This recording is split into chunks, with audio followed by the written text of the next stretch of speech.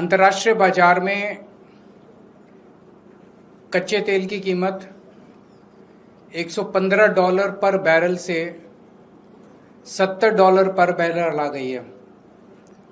फरवरी, मार्च, अप्रैल, मई कुछ हद तक इसमें $115 पर बैरल थी और अब मार्केट में, अंतर्राष्ट्रीय मार्केट में $70 पर बैरल है। लेकिन हमारे देश में पेट्रोल की कीमत मई में 102 रुपये पर लीटर कर दी थी और वो अभी भी 102 रुपये पर लीटर है।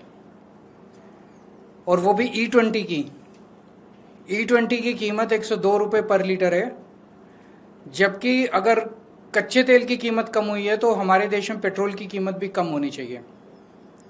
हमारी कैलकुलेशन ये दिखाती है कि हमारे देश में अब पेट्रोल की कीमत 82 रुपये पर लीटर तक पहुंच जानी चाहिए, उससे भी कम होनी चाहिए। 82 रुपये में प्योर पेट्रोल मिलना चाहिए, E20 नहीं मिलना चाहिए। वो कैसे है, मैं थोड़ा सा आपको समझाता हूं। $70 पर बैरल जो आज की कच्चे तेल की कीमत है, उसको अगर एक्सचेंज रेट से मल्टीप्लाई करके कच्चे तेल की कीमत को रुपए में कन्वर्ट किया जाए तो 42 रुपये प्रति लीटर कच्चे तेल की कीमत है। उसके ऊपर जितने चार्जेस है वो मैंने एज इट इज कांस्टेंट रखे हैं, वो मैंने कम नहीं किए।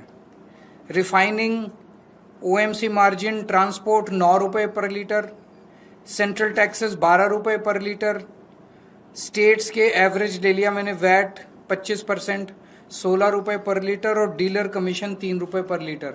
ये ऐड कर दो तो 82 रुपये पर लीटर के हिसाब से हमारे देश में प्योर पेट्रोल मिलना चाहिए। और अगर इसको E20 कर दिया जाए तो ये और भी मुझे लगता है 70 रुपये तक आना चाहिए, E20 पेट्रोल जो आज 102 रुपये में मिल रहा है। इसी तरह से हम डीजल की कीमत भी कैलकुलेट कर सकते हैं। डीजल की कीमतें भी कम हो सकती है। और पेट्रोल और डीजल की कीमतें अगर कम हो जाएं तो मैं समझता हूं कि महंगाई के ऊपर बहुत बड़ी चोट होगी। महंगाई से लोगों को रिलीफ मिलेगी, क्योंकि पेट्रोल और डीजल ट्रांसपोर्ट को अफेक्ट करते हैं और सब चीज़ों में अगर ट्रांसपोर्ट सस्ता हो गया तो सब चीज़ों की रेट में कमी आएगी।